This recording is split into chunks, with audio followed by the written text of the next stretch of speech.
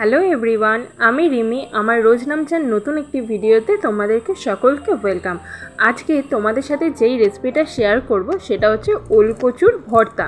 এখানে ওলকচুটাকে আমি আগের থেকেই ভালো করে ধুয়ে পরিষ্কার করে নিয়েছি আর ছোট ছোট করে টুকরো করে নিয়েছি।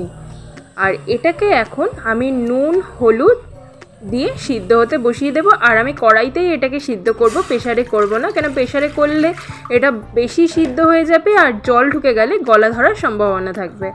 তাই কড়াইতে আমি এটাতে আগে জল দিয়ে কচুগুলোকে দিয়ে দিলাম, সাথে নুন হলুদ, আর যাতে গলা না ধরে তার জন্য আমি এখানে দিয়ে দেব কিছুটা পরিমাণে পাকা তেঁতুল।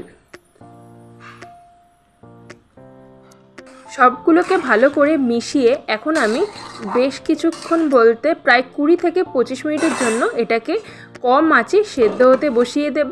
আর তার মাঝে কিন্তু আমি একবারও ঢাকা খুলিনি। আর এই দেখো ভালোভাবে সিদ্ধও হয়ে গেছে আর জলটা অনেকটা টেনে নিয়েছে।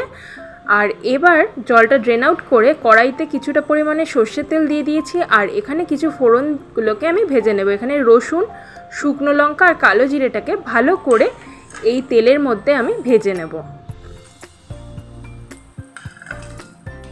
এই ফোড়নগুলো ভেজে নেওয়া তেলটাই কিন্তু আমি ভর্তাতে ইউজ করব, আলাদাভাবে আর কোনো তেল আমি ইউজ করব না। তাহলে চলো আগে এগুলোকে ভালো করে ভেজে নিই।